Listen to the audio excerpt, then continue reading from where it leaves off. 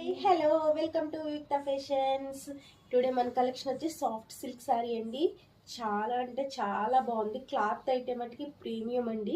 చాలా అంటే చాలా బాగుంది. దీనికి డార్క్ గ్రీన్ కలర్ బార్డర్ అయితే ఇవ్వడం జరిగింది. దీని పళ్ళు వచ్చి ఇట్లా వచ్చిందండి. పళ్ళు